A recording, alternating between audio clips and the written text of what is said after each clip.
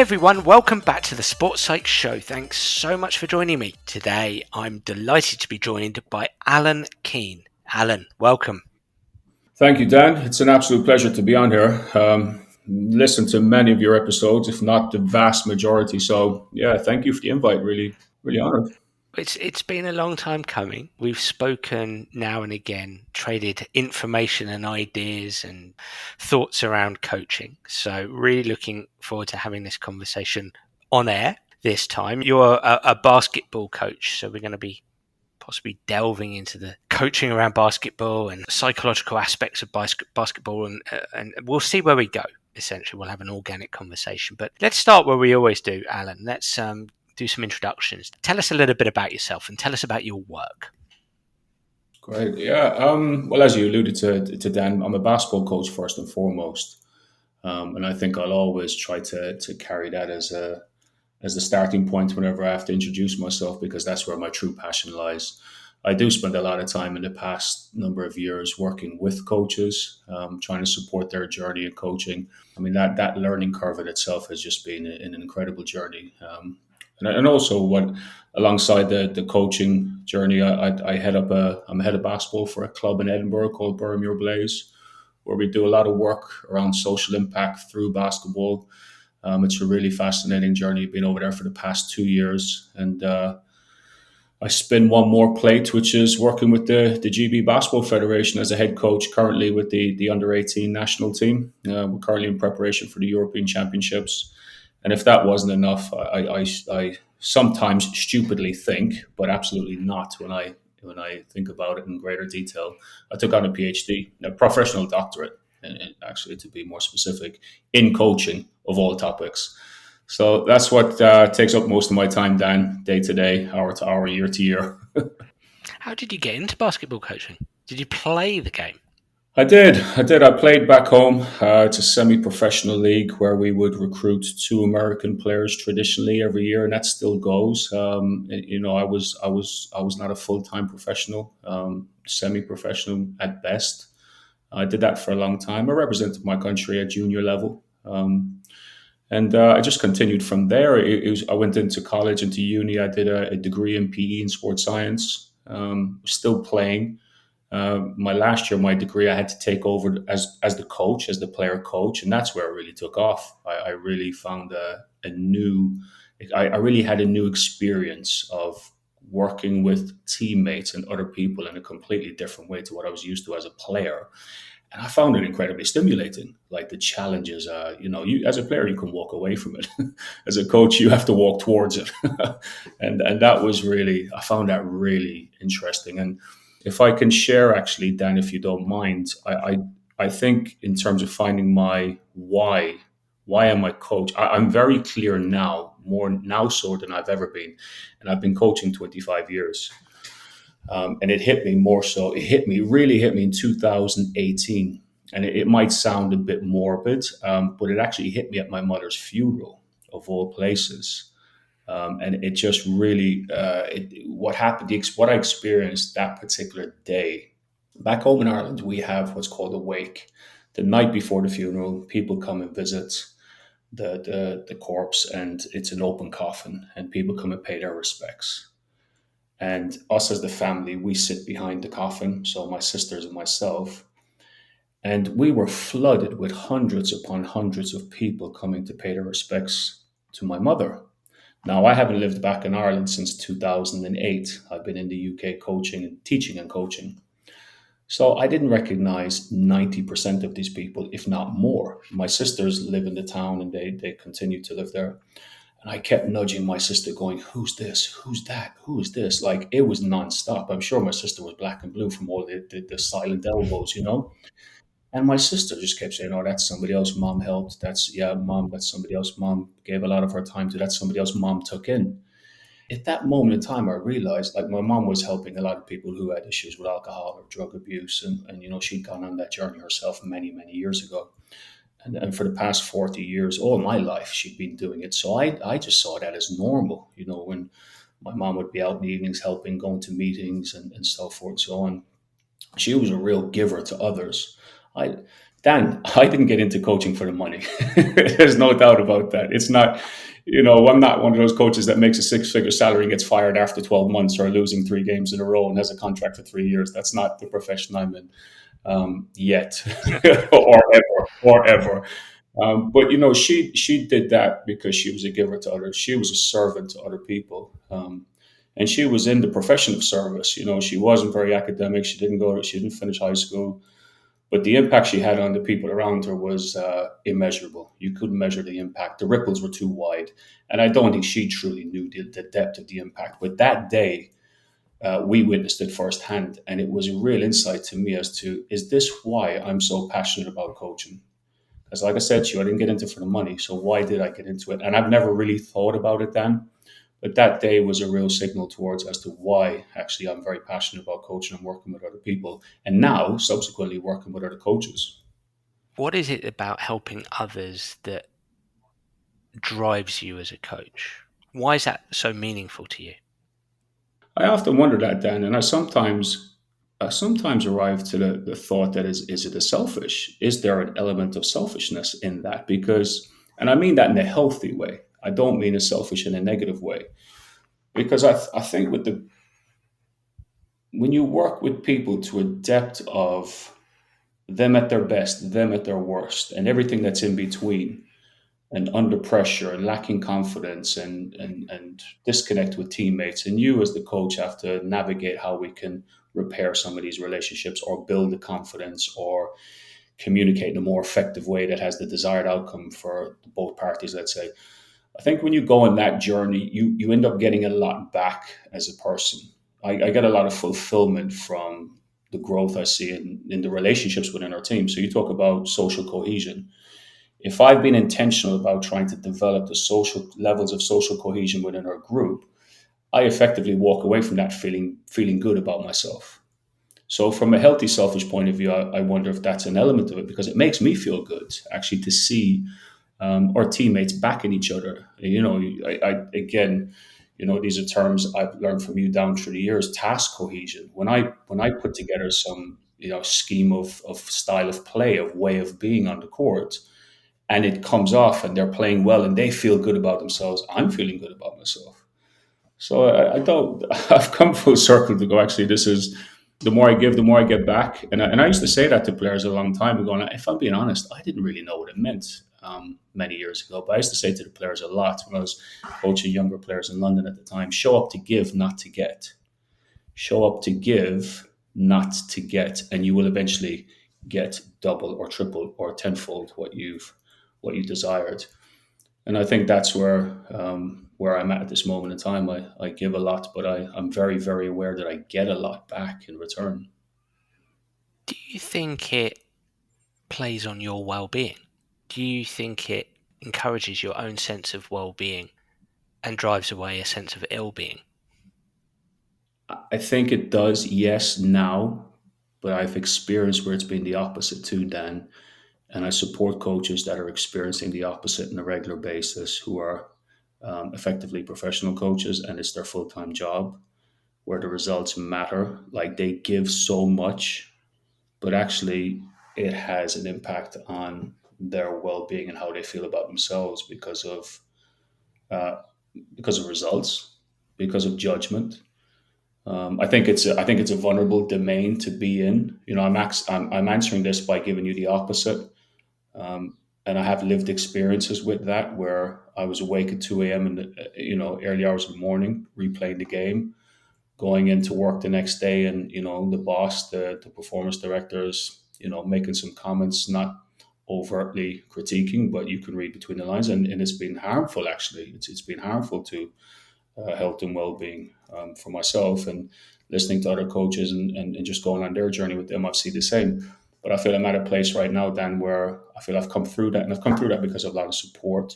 So I am currently experiencing positivity and an impact on my well-being by being involved in coaching. But it's taken me a while to get there. And I wonder, Dan, sometimes if I was back at a higher level coaching, where maybe my face is more prevalent week to week under the microscope, critiqued a bit more, would I go back there again?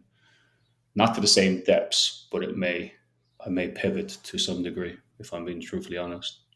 I think it's really interesting because as you're speaking, it's making me think of quite a bit of writing I've been doing recently around this area. And it's interesting. This is where we've started the conversation. You brought into play here this sense of why that you perhaps broadened back in 2018. And I've been utilizing Martin Seligman's PERMA model. So Martin Seligman, I suppose, a pioneer of positive psychology back in the 80s into the 90s. And he has this PERMA theory of well-being. And it's really nothing to do with coaching as such, but I think it translates lovely into this kind of thing because PERMA, it being an acronym PERMA, P for positive emotion, E for engagement, R for relationships, M for meaning, and A for accomplishment. And I've got a little bit of a thesis in as much as I think coaches can use this PERMA model, positive emotion, engagement, relationships, meaning, and accomplishment, to be able to craft a very broad and robust why. Because as you mentioned there, when you're a professional coach and you're oriented towards solely the A of PERMA, as in accomplishment, which absolutely can and possibly should exist. But when you get a stuck pattern of thinking there and a stuck identity there, that can actually tap towards ill-being. Whereas when you broaden things across those, and it sounds to me like that's what you've done because relationships matter to you. You have a meaning here. Engagement matters. You get positive emotion from helping others. Sounds to me like you've really broadened your why. And it can fit nicely. I mean, maybe I'm shoehorning this in here, but it fits nicely to this PERMA theory. And that's why I asked about well-being, because it seems to me you're experiencing this sense of well-being as a consequence of being a coach because you have this broad and robust why. No question, just a thesis thrown at you. Fascinating, Dan, and I do agree, but I wonder what does a coach need to go through to get there? Because if that's a place of like if you're at peace with your coaching, is that a place you can start with? I don't believe so, if I'm being honest. Because you have to go back to what's your definition of coaching, and you talked about the why. How are you perceiving coaching as a coach? And we may go down a rabbit hole here, very philosophical around what's an effective coach. And again, it's context based, like you said. So for a performance coach, it's accomplishment. In the summertime, the federation want us to win at the European Championships for a multitude of reasons, for many reasons. Let's not for the obvious reasons. But actually, when I walk into our facility later this evening, and our under 14 coach is coaching them, he's why and the reasons behind what he's doing will be very, very different. So if we were to start with how are you going to approach your coaching based on what are the needs and the motivations of the people in front of you, you're probably going to go on a healthy coaching journey. And I wonder, is that I've not heard it talked about enough, to be honest, Dan. I've definitely not witnessed it enough. And I've got it wrong countless times down through the years. But if I look back on the mistakes I made on my journey so far, and no doubt I will make them again going forward to some degree, if you start with a deeper understanding of the people you coach in terms of what are their needs, what are their motivations, and how do you go about unpicking that, unraveling that, unboxing that, it's a different conversation. But if you were to start there of being intentional around that, you'd probably coach the why, or sorry, you'd probably coach the what and the how better. But I think too often we're starting with coaching the what, and I guess the how now is why is starting to become a lot more widespread. Coaches spending a lot more time in the coaching methodology room, let's say, as opposed to just rolling out the tactics. If our starting point was a bit deeper and better understanding of the people we're coaching, maybe we arrive to a place of, and you're doing a better service to the people in front of you. That's the ultimate thing. Like, what's your motivation for coaching? Is it to serve the needs of the people in front of you? Is it to keep your job? Is it to get wins? Context based, I get, which is what we've talked about. It's fascinating. And I suppose I do want to pull on a thread around being at peace as a coach, because I think that's really interesting. But I wonder if it's not either or, and it's and also across the whole board, that it again, and I suppose maybe this is my own cognitive bias now, but I quite like the PERMA model. I'm not saying it covers everything here, but when we think from a selfish perspective, we want to experience positive emotion. That can be quite important for us to be our best selves. We probably want to experience a sense of positive emotion. And then, to speak to what you said at the end there, to be able to serve the people that we are coaching, we want to be able to engage with them and have them engage with us and engage together. We want to establish both social and task relationships. I suppose we want to have a strong sense of meaning underpinning everything that we do. And then, of course, we've got the accomplishment piece. So it feels like it's and also across everything that you've spoken to there.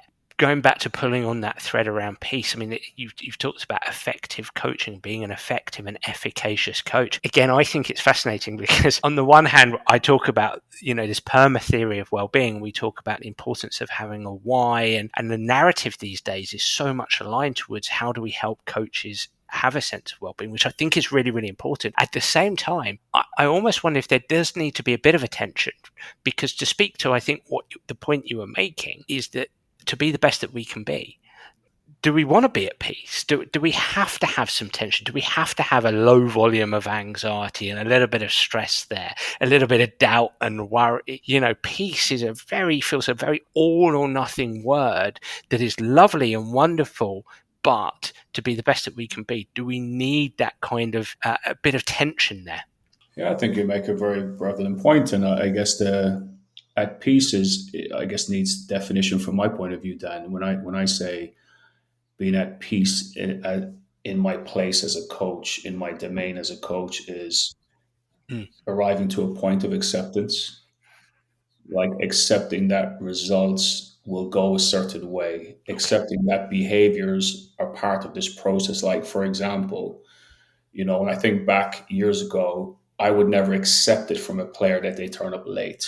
I flip the coin and go, well, actually, let me find out why they're late before we so-called punish them. So it's arriving to a place of, I'm not going to be debilitated by my expectations or my concern for how I might be seen by others with the way I will coach. I'm not going to behave in a way that's deemed acceptable for another but unacceptable for myself.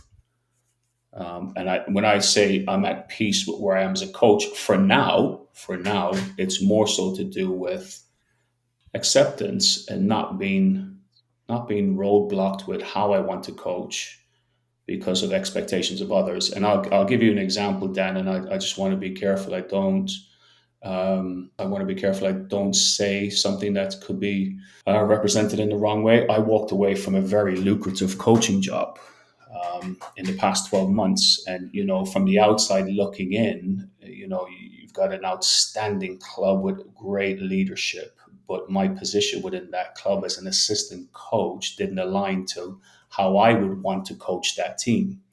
So the values that I hold and that I would want to demonstrate in the role as a coach, be it a head coach or assistant coach, the way we were doing stuff just didn't align to that. And there wasn't anything harmful being done. It was just a lack of alignment as to how we could coach these professional players who are at a high level, very mature, ticked all the boxes you would want. After 3 months, I made the decision this won't work because of how what I would value in terms of doing with them from a tech tack to a social and emotional perspective. There was just a lack of alignment. So I made the decision to walk away. And that was done in an amicable way, and the team went on and did really well. Head coach did a great job. But being at a place of peace with who I am as a coach and how I want to coach enabled me to make that decision and effectively not continue in a role that I would have done 5 or 6 or 7 or 8, 10 years ago. I would have continued and persevered and been truly unhappy in that role. So when I say being at a place of peace within coaching, that's more what I'm referring to. But absolutely agree with you. I've contacted the federation recently and said I need to be in a place where I'm learning from somebody and I feel a certain element of, you called it tension, I said challenge. Because at the moment, we prophesize with, Simon, myself, who run a business to support coaches, we prophesize a lot that no coach should work alone, that too many coaches are working in isolation without the tools and support and challenge to grow and develop. And I'm just conscious at the moment, am I there? Am I moving towards that? Once your podcast triggers a lot of my thoughts around is that, some of the guests you've on, I've got myself asking myself questions I've never asked before because I'm not in a domain at the moment where I feel I'm getting that challenge. What I feel that I'm hearing you say is important to you as a coach is to have a position that aligns with your values, that probably aligns with your why or allows you to express your why, which directly orients towards starting with your people first, your players first, understanding them, establishing a relationship with them. Being challenged, absolutely. So that's perhaps the stretch that balances the support. That's what I'm hearing you say. And I suppose a question bolted onto that is, do you think that starting with players first and looking towards their specific challenges, that kind of complexifies coaching? It makes it tougher, it makes it more challenging. You just can't layer things with topics and principles. You've got to know your people in as detailed a way as possible. I wouldn't call it complexifying, but prior to what you said, yes, absolutely putting players first. For me, it's more complex to actually go in there and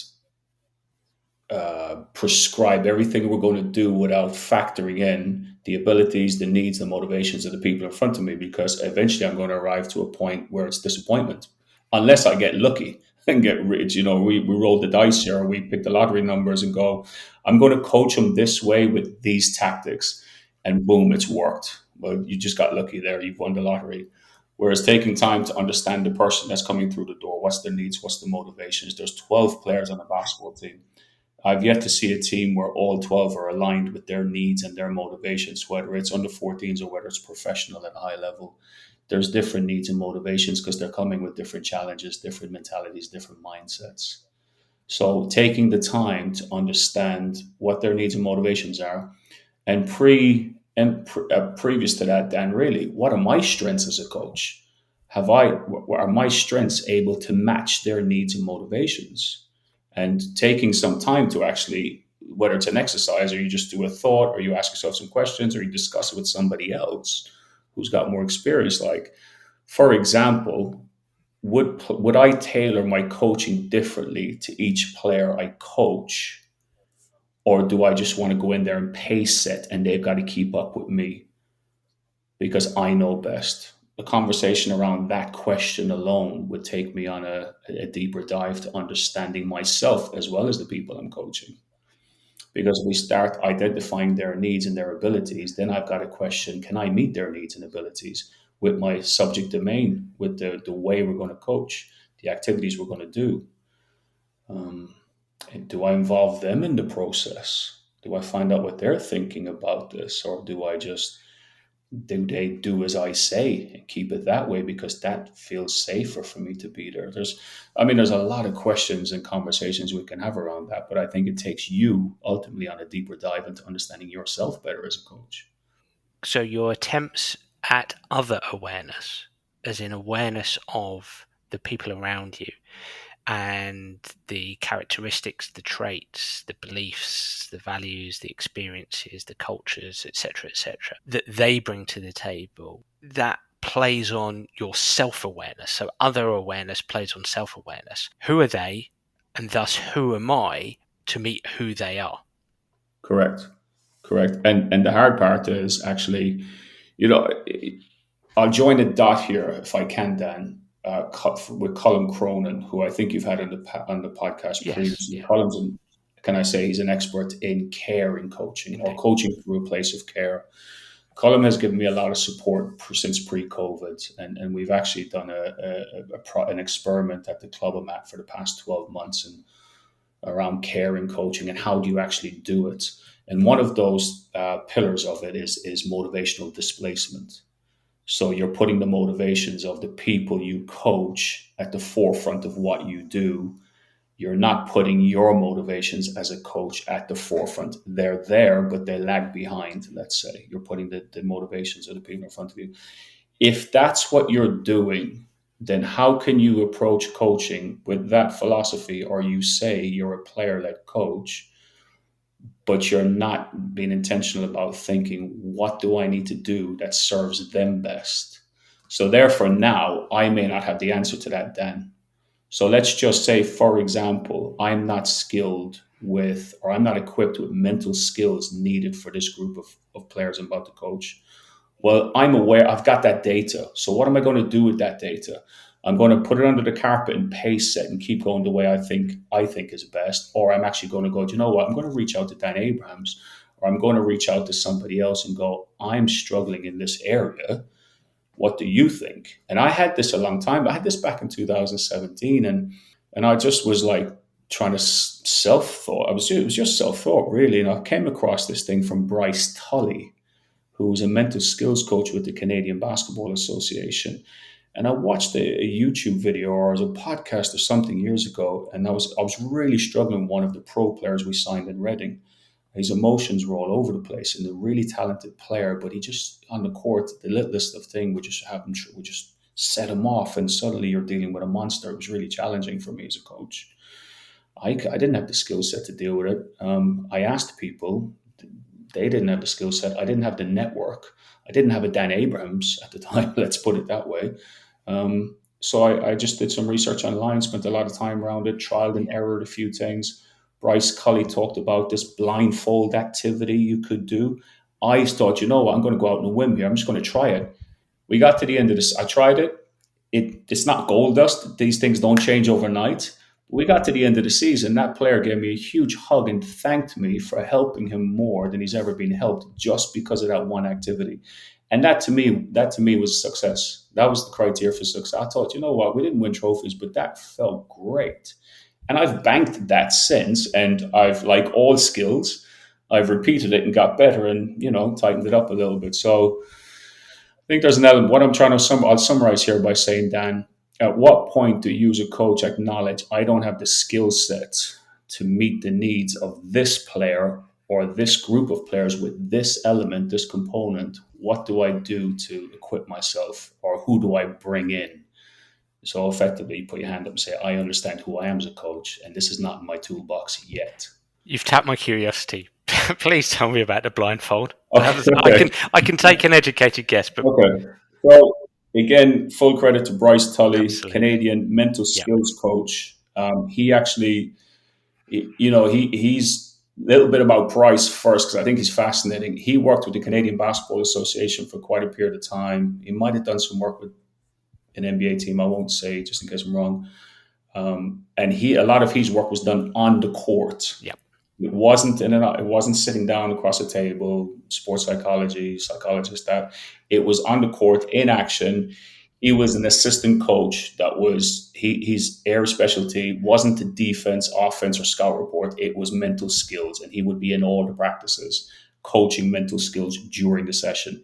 Completely, it's not been done in many other basketball domains, to my knowledge. So Bryce, the activity was, you get a piece of paper, A4 sheet of paper. So Dan, you're the player. I'll just role play it real quick. Dan, what I want you to do is just take this piece of paper and a pen, and in the moments that you feel like you're not at your best, in terms of you're upset by something's gotten in the way of your performance, and your mood has shifted on court in action. Say, for example, the referee makes a call you don't agree with. How do you feel in those moments? Or you're not hitting shots and you're not playing well. How do you feel? What emotion would you write down if you choose one word? So most of the time, this guy wrote down frustration. Yeah. So I said, I want you to fill the page with the word frustration. So, and then I asked the player, okay, so we're sitting down, we're on the court doing this, we're sitting on a chair, we're looking at the rim. I said, I want you to focus on that rim right now. So, what do you see? You see the rim. Okay, let's replace the rim for a concept. The rim is your task. That's the task at hand. That's what you're moving towards. That's where you need to be going. Nothing else gets in your way. So then I said I explained to him, I said, just let me, just entertain me what I'm about to do. Let's play along. So I held the sheet up against his face, almost touching his nose. And I said, what do you see? He says, I can't see anything there. It's just blank. Basically, I blocked the task with the sheet of paper that says frustration on it. So I began to gradually move it away, move it away, move it away. And I said, then what do you see now? I see the word frustration. Okay, do you see the task at hand? Do you see the rim? No, I can't see the rim. So I moved away about a meter. I said, what do you see now? He said, I can see the word frustration, but I can also see the rim. So the rim is the task at hand. So I said, okay, this is where we need to be now. We're not going to remove the emotion because you're human. It's part of who you are, and we accept that. But what we want to get to is, can you have that emotion and still focus on the task at hand? Yeah. I said that's the sweet spot where we're trying to get. So we had a conversation around that, Dan, real quick. And then when the moments happened in practice, in training, in games, I would just shout to him blindfold to reconnect him to where he said he wanted to be, to remind him of this activity, this task. It worked, but it wasn't gold dust. It brought him to a better place. It didn't mean he shifted his behavior. And we just consistently, we stuck with it. We brought the teammates in it. His teammates knew about that. Every so often you'd hear them say blindfold to him. On occasion, it wasn't often. It was me mostly, or the assistant coaches. But that's the activity. For me, I translate that as a psychologist, a wonderful practical example of acceptance and commitment, accepting the internal signatures that you're going to experience, but accepting their presence, but committing to the task. And you've given that player a wonderful visual explanation of what it is to experience an emotion, but focus on the task at hand. And it plays out for me in many respects when I introduce athletes to this idea of ANTs, automatic negative thoughts, and I'll bolt on emotions and feelings onto that, automatic negative thoughts, emotions, feelings. And, I suppose a verbal instruction from me can some of the time with some players be avoid letting the ant dictate your play. Let your tasks dictate your play. Or I have a technique that I call a game face. Let your game face dictate your play, and you dictate your play rather than the ant. So all comes from the same catalogue of ideas in many respects. Yeah, and it's closely connected to. I think it was you, Dan, or your guest, or another podcast that was about signals and noise, Yeah. helping players to Yeah. identify the signals that matter, but also identifying the noise that doesn't matter, and just at the acknowledgement alone, enabling you to actually go, right, this is happening, this is important, this is happening, it's not important, go back and put your focus on this. So last year or 2 years ago in the team, we talked a lot about that. We actually did an activity where they had to write on a board in groups, like, what goes on in the game, what's the signals that matter that is going to help you stay focused, and let's now make a list of the noise that doesn't matter but it happens. And that activity alone just helped. Like players would say, right, focus on the signals, focus on the signals. In timeouts, I would refer quickly back to, guys, signals versus noise, let's get back to where we need to be. Well, I love what you've done there, because you've created a shared mental model. Again, this is something I'm really hot on in my own consultancy practice, is to strive to create shared mental models around the mental side of the game, around, attention as in focus of attention, appropriate intensity levels, that feeling of intent, behavioral intent. I think having shared mental models through trigger words, even just mini sentences, mini philosophies is so important, because players can share them, announce them, coaches can reinforce them. I think they're absolutely crucial. And just going back to your point around, this player, it's not a magic bullet. It's a tool, it's a technique, it's an approach that can help. And the more they practice these kind of things, it can help most of the time. But being a human being, ultimately, we are so fused to our thoughts, emotions, feelings. And really, again, this comes from acceptance, commitment therapy, to defuse our thoughts, emotions, feelings from our actions, so that we become action oriented rather than too governed by the thoughts, emotions, and feelings that are emerging and dissolving as we compete.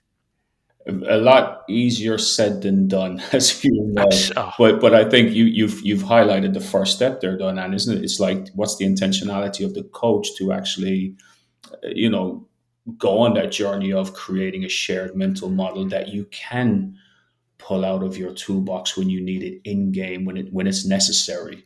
A bit like the tactical playbook. Like as a basketball coach, we go into every game with a pre-game plan, and inside that pre-game plan, there's tactics. There's a lot of tactics, but actually, what mental model sits inside there? What mental tools that you could use in heated moments of the game? I would argue is just as important, if not more important, because we rep, we practice, we adjust and adapt tactics all the time. Scout report. But how often do we carry, can we call it, the tactics for the mindset into the game? You know, what tactics, and starting with us as the coach. Like, so for example, when we do our game cards, then, like, in terms of pre-game, the first thing I write on that pre-game is what's the game plan for me? How do I need to be thinking and acting in this game? This game was different to the last game. The context is different. Imagine that going into a playoff game, it's one and done. You lose, you go home, you're done for the season. Or the first game of the season. They're two different games with two different contexts. So how do I need to be thinking and acting in this game? I actually write it down on a game card. It's the first two lines on my game card. What's my coaching? What does my coaching need to be? Who do they need me to be today in order to be at their best? And when you start there, probably, I mean, I think that's the foundation. I'm anchoring myself for to be at my best to perform for the players. And then subsequently after that, we plan the players' focus. How does each player contribute to the team performance in this game? Like, not the team, but the individual. Because everyone's got a different role to play, everyone's got a different position to play, different assignment, different matchup. So, what is their narrowed focus for them to perform at their best? Planning that pregame and sharing that with the players, co designing that with the players eventually, or not even eventually. Why don't we just start there with co-designing it? I don't know why we have to. Why I felt for years, I've got to decide what their player focus is. You know, why not start there with co-designing that, and eventually getting them to tell you, here's my player focus because of their understanding of who they are within the team. So I think the mental model stuff, I'm all in, Dan. And I sometimes wonder if I'm getting it wrong. And it's trial and error with the mental model because I'm not a sports psychologist, not a qualified sports psychologist. I have taken a deep dive into a professional doctorate around self regulated learning, but I'm not a qualified sports psychologist. I don't know if I'm getting it right sometimes. And I'm learning from trial and error. And I'm learning from the experience the players are having when they feel safe enough to tell me. A whole different topic around creating that environment where they feel safe to have a voice and a choice of how they truly feel about what you're doing. from what you've said, I very much recognize the things that you're striving to do in very simple terms. It sounds like you're taking the game plan and you're asking players to consider themselves as an individual and what they need to think about, focus on in order to apply themselves as individuals within the team. It sounds like you're striving to help to co-create these sort of individual attentional cues, which again, if I draw on my own experiences in my own language, in my books, I've called that kind of thing a match script, which is essentially 2 to 3 specific controllable positive plays that are probably externally oriented to get players out of their head that and I'm asking players often to create it themselves. And it's these things can be related to tactical responsibilities. They can be related to strengths that they want to magnify, even coaching points, or dare I say it, weaknesses that they're working on at any given time. But in essence, breaking it down to specific controllable actions or plays. So I love everything you're saying, and I think it's kind of stole my thunder of where I wanted to take this, and I'd love to take it onto the self-regulated learning stuff. But I was going to ask you because it sounds to me that you're so passionate about individual differences at the coalface, getting to know each player and what their challenge is. And I was going to ask you, how does that marry with shared mental models? How does that marry with the shared game plan? That ultimately we still need to gel these players as a team. And so how does this work as a coalface to take care of X amount of individual players and yet still consider this from a team perspective? Do you think that there has to be some compromise there on individuality? I think there absolutely has to be compromise there. There's no doubt about it. Because when you sign up as a team sports, I'm working in that. And I just want to be explicit about that. Yeah. When you sign up to a team sports environment, you are signing up to ask things of others, but to also offer things to others. And I think that's the starting point in all this.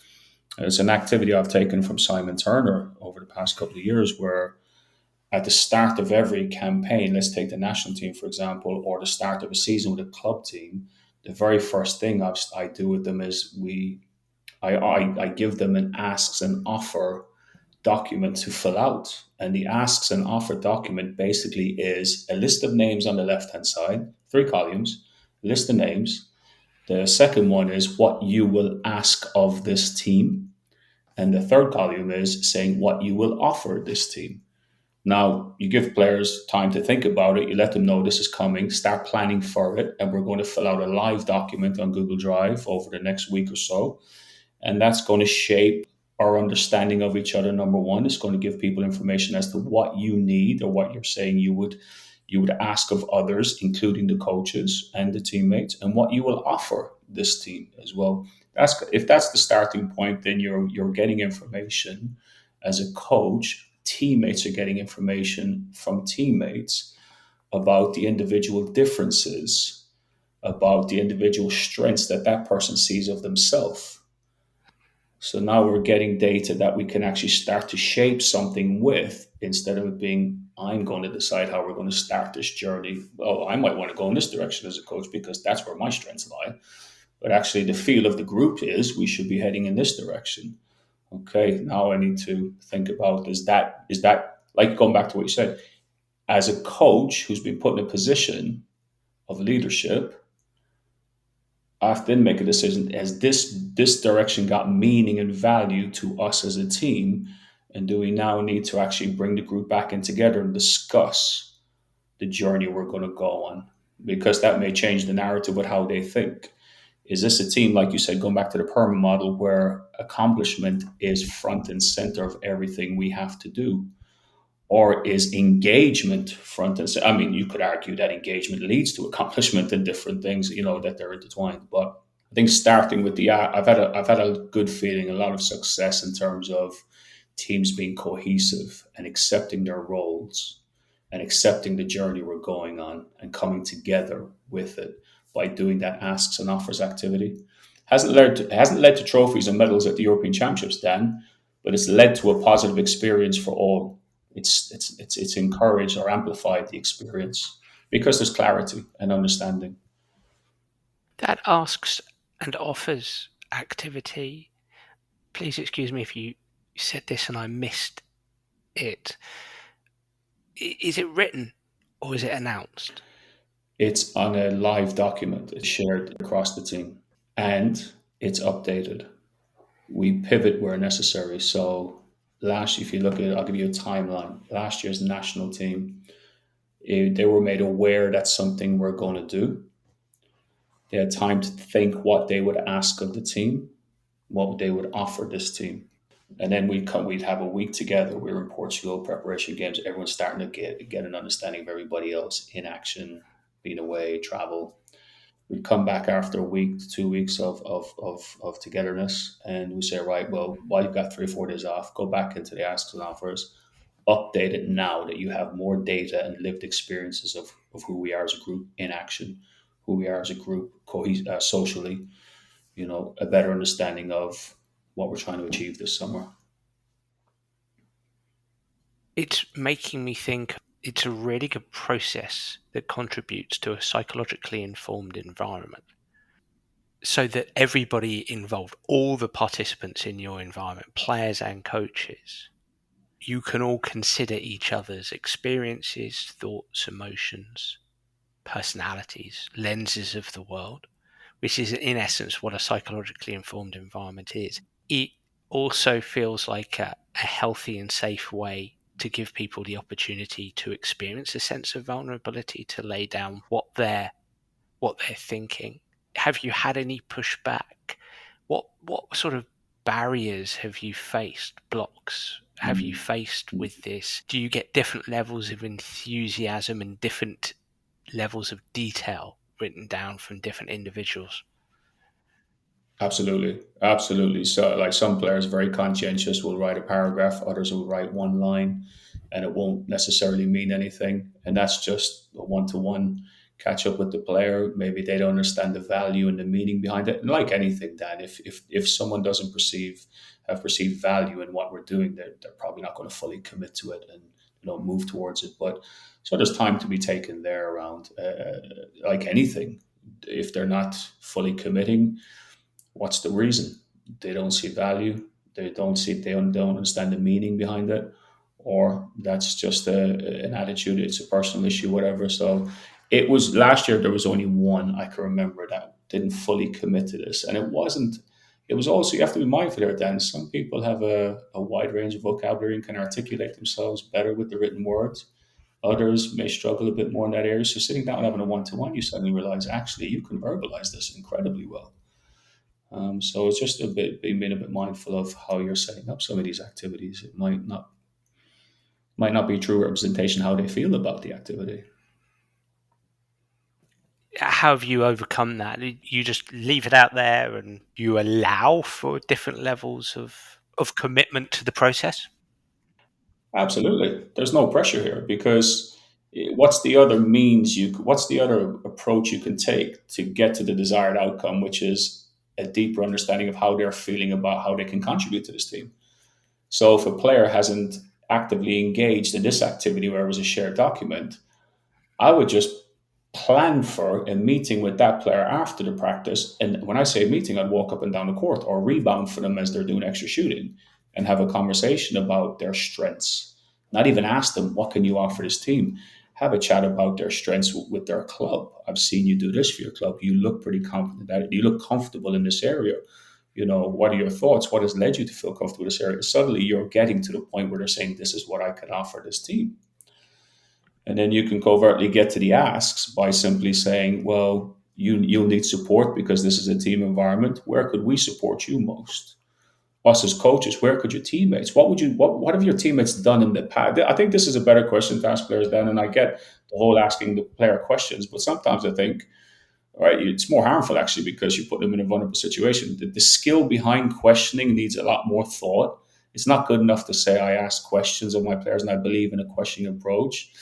Okay, why number one, and what type of questions you asking number two, and what type of questions you asking the three players in your team that play no minutes versus the three players in your team that are superstars, because maybe there's a range of questionings that will engage them more. You go back to engagement. So asking questions for the benefit of who? Me as the coach or the person in front of me? And great question, Dan. How many times do we ask players questions we do not know the answer to? Because that's an interesting perspective on the value of the questions that you ask players. So asking a player a question around, can you tell me a time where you have fired on all cylinders and your strengths just got completely amplified? What did that look like? What experience did you have? Describe how you were feeling in the game. Describe what was happening in the game.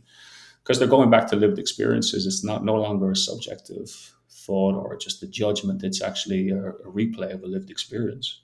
I think that's really interesting, and it's making me think. I mean, in essence, you're speaking to the difference between convergent and divergent questions. A convergent question being we know the answer to it, or we have at least a model in our mind of what our answer might be. Divergent, if we've got no idea what the person in front of us is thinking, and so we're asking a question to help us to understand what they're thinking.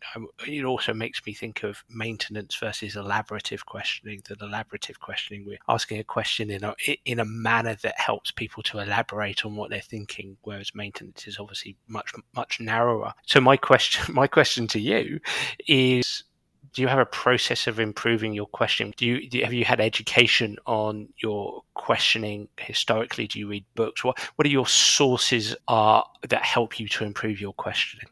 I've had a lot of help with this, and can I credit Please. somebody, please, Dan, because Yeah, he yeah. thoroughly deserves it. Stephen Rolnick. Well, Nick, I knew you were going to say Honestly, Steve. mate, like I spent 2 days with him in Cardiff last month, and he was Yeah, fascinating. But he's also during COVID. I just reached out to him after reading the book, a bit like yourself back in 2018 or 19. I just thought these guys are incredible. I just reached out to Steve and I said, "If you got 45 minutes, I could jump on a Zoom call, pick your brain." And ever since we've been in communication, it's been fantastic. But he's really helped me to sharpen my ability to ask. He sharpened my ability to listen. And this, I found you fascinating in this call because your ability to listen is incredible. Like, and I struggle in that area, and I find it quite admirable when I see people who I think are really amazing listeners. And my evidence for that is what they're picking up on what I'm saying. It's almost like signals versus noise. Like, what signals are you looking for in my response to dig a bit deeper, or pivot and take it, a join a dot in another direction? So Stephen's really helped me to sharpen that tool set, raise my awareness of my need to rate to sharpen that skill set first of all. But in terms of questions, I have found the best questions, the most effective questions to ask are more often based around the strengths of the person as opposed to their weaknesses, for example. Um, Questions that draw out their level of self awareness, questions that maybe draw out their intelligence, their social intelligence, because it's a team, it's a group dynamic. Those type of questions I found best. So, for example, a new player comes into your team, or like I have it every year with the national team. They're new players. It's a new team every year. I don't coach them at club level, obviously, because they're coming from all over the country and the States. And then we have one player coming from Australia every year from the Global Academy, and asking them questions like what you do to have fun. It's not even basketball. Let's just get what you do to have fun, or tell me a time you felt like really comfortable in your role on a team. Again, give me the lived experience, not what you think I want to hear, especially when you've got the power dynamic as wearing the title of head coach. I worry about the response and how genuine it is. So starting at a place that draws out their, self-awareness and maybe their social intelligence and maybe their lived experiences, and ask them, for example, can you give me an example how your strengths may have helped your previous team? Can you give me one example of how you using your strengths has helped you on a team that you've played on? Not easy. It's not easy. And it takes, that's the other thing, Dan. We practice plan all the time. I've hundreds and hundreds. I write them pen and paper. It works better for me that way. I tend to retain it better.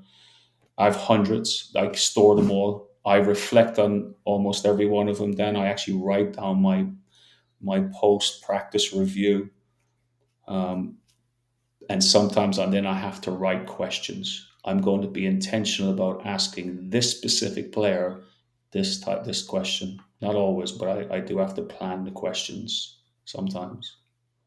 I could talk to you on this specific topic for much longer, but I just want to briefly reverse up in your ask and offer process. It sounds to me like you're also utilizing that for teamwork. By teamwork, I always think of there's lots of directions I could take that in, but I think of the great work of Desi McEwen at Bath University and Katie Crawford, who's recently been on the Sports Psych show, his PhD student. And again, in very simple terms, three C's: communication, cooperation, coordination. It sounds to me like you're using this process, not just, again, my description, a psychologically informed environment, but also to explore ways to improve teamwork. Just briefly, would that very much be the case? 100%. Communication. I've just written it down. Communication, cooperation, and coordination. Yeah. If if that's what you're basing all your practice planning on, the mental models that you choose, how you're going to coach based on having a team that's highly functional in terms of communication, effective communication. They're cooperating, so the schemes that you choose, they're all working in cohesiveness with each other, and then they're coordinating, whether it's the schedule.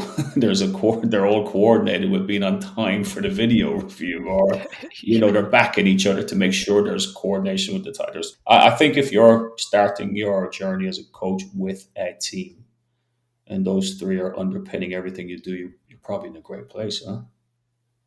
I'm keen, just for the last 5 or 10 minutes, to ask you about your professional doctorate, especially now I know it's on self-regulated learning.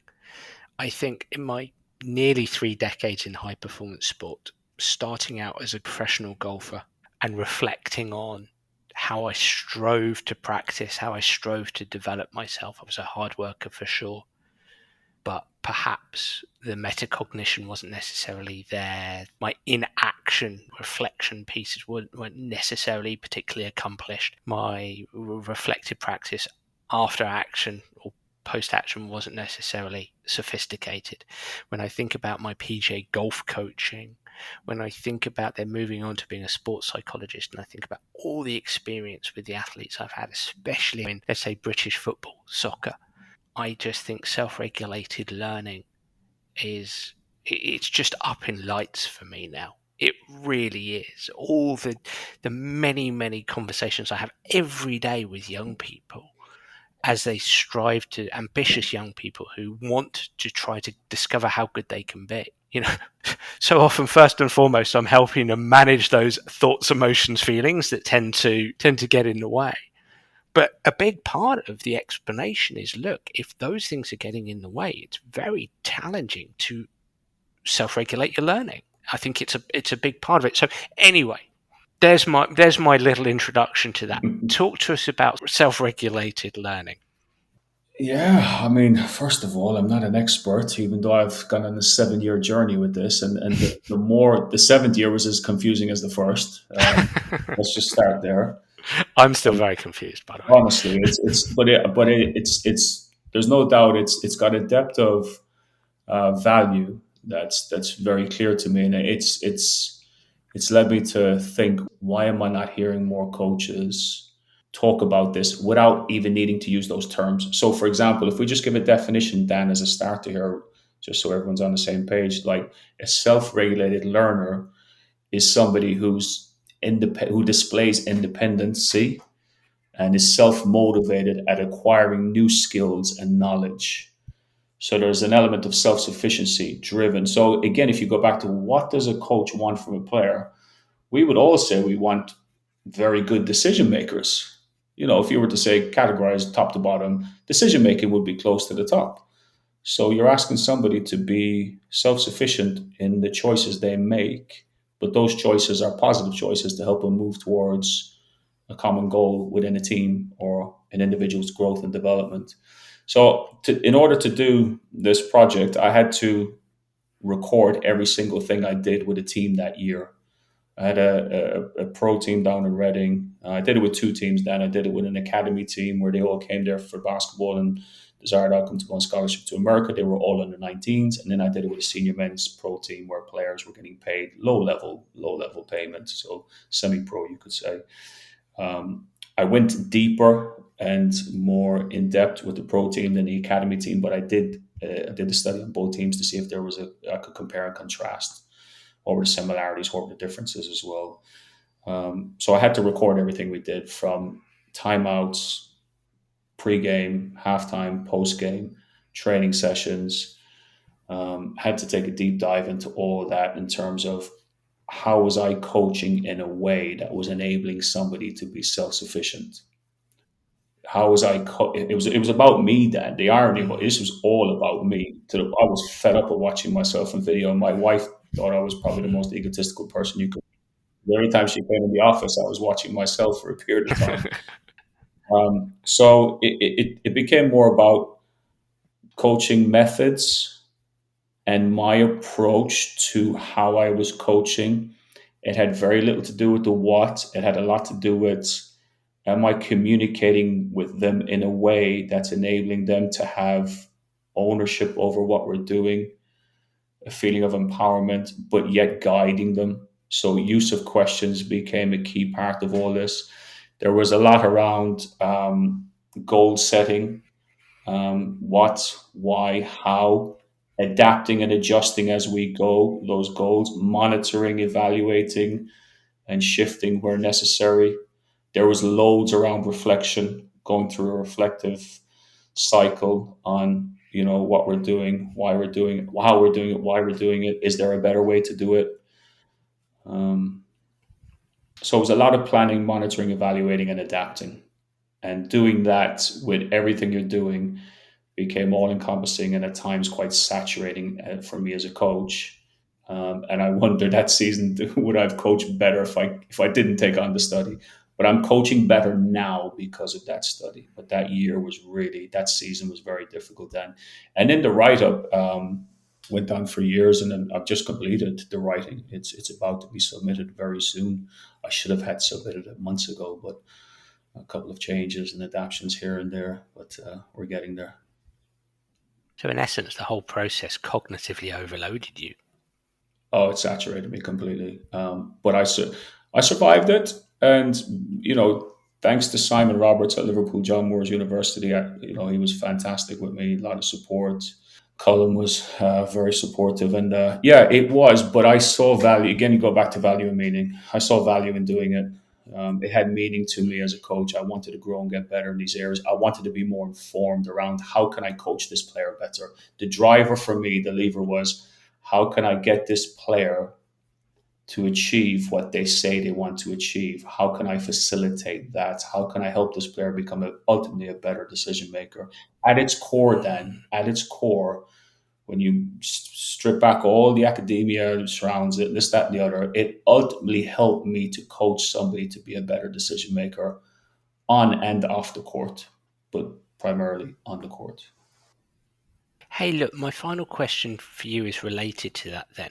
And it's probably a slightly unfair question because no, it's not unfair because you have coached at first team level. So it's not so unfair because I know you coach a lot in age groups. Is there room, do you think, at the first team level, so the adult elite level, at amateur level, adult elite, professional level, however you want to describe it, to engage players in this self-regulated learning? Or do you think the pressure for outcomes come the weekend can overshadow or prevent you from engaging in this kind of coaching? Great question. It's not unfair. It's a question that should be asked. I'm glad you asked it. And I do have some. We would need another podcast for my depth of thoughts on this. Well, we can leave it on a cliffhanger if you want. So we'll leave it on a cliffhanger. My answer is yes, but not in the way I did it.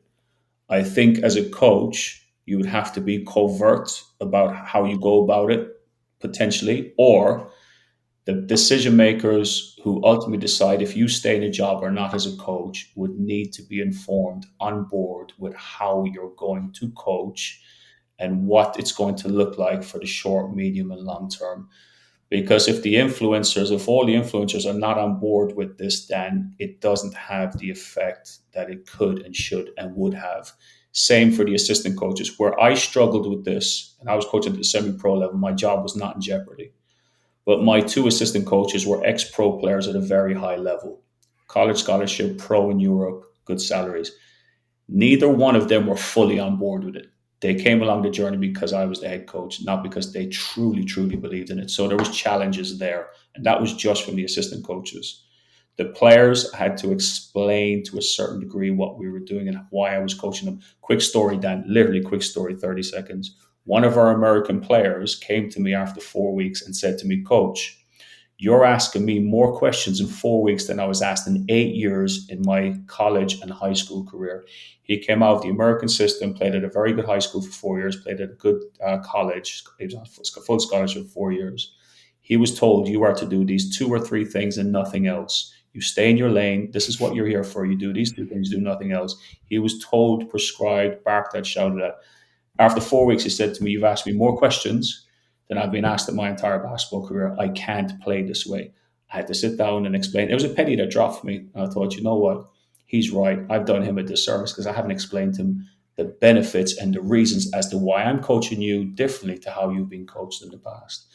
And I think if you take that example, and that's your performance director, that's your general manager, that's the owner of the club, if they're not on board, you cannot carry it out the way I carried it out. Aspects of it, yes, you can. Aspects of it, I believe you can.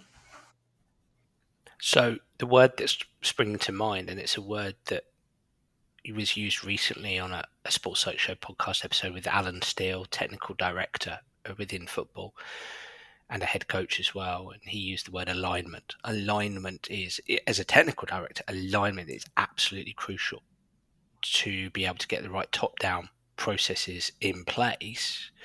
So alignment is a word that's coming through. I mean, I suppose one final little question here, based on your story there, that player. So you didn't give up on the approach with that player. You sat with him and explained why you're doing what you're doing, and you managed to shift his thoughts on that. Completely shifted his thoughts. Okay.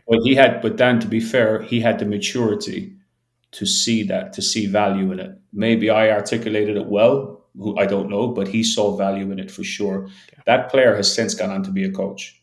Okay. At the NBA level, believe it or not. He's a second row assistant coach on one of those teams, but he saw value. It took time. I actually apologized to him. I said it was unfair what I did. I coached you in a way that you're not used to being coached, and I didn't give you any insight that this was coming. Again, are we clear about what they're signing up for? Who are you as a coach? Are you vulnerable enough to share who you are? I started out the following season by showing players my worst moments as a coach on a video highlight clip to let them know this is who I can be in moments. Accept me for who I am. But also here's the good stuff that could come as well. Very brave of you. Very brave. Alan, brilliant conversation. And I would love to dive deeper into the self-regulated learning stuff, because I know to suggest we've skirted on it would be the world's biggest understatement. So it definitely leaves the door open to a second podcast episode, but respecting time. Thank you so much for this conversation. How can people find you, follow you, and potentially, send you a message or get in contact in some way? Thank you, first of all, Dan, for having me on. This has been an absolute joy. I love talking coaching, and you're far smarter than me about the domain, so it's just a joy to be on here with you. I'm on X or Twitter or whatever. I'm still stuck in the Twitter domain, at Coach Keane 14. My email is alan@movement sports. That's mvmtsports.com. Happy to talk coaching anytime. Brilliant. Alan, thank you so much. Thank you, Dan. Well, everybody, I really enjoyed that podcast, and I'd love to hear what you, the listener, think. So please do get in touch via X or Facebook or through my website, danabrahams.com, to tell me what you think of the show. And if you do have any suggestions, I'd be delighted to hear them. I'm already looking forward to next week's episode. Bye for now.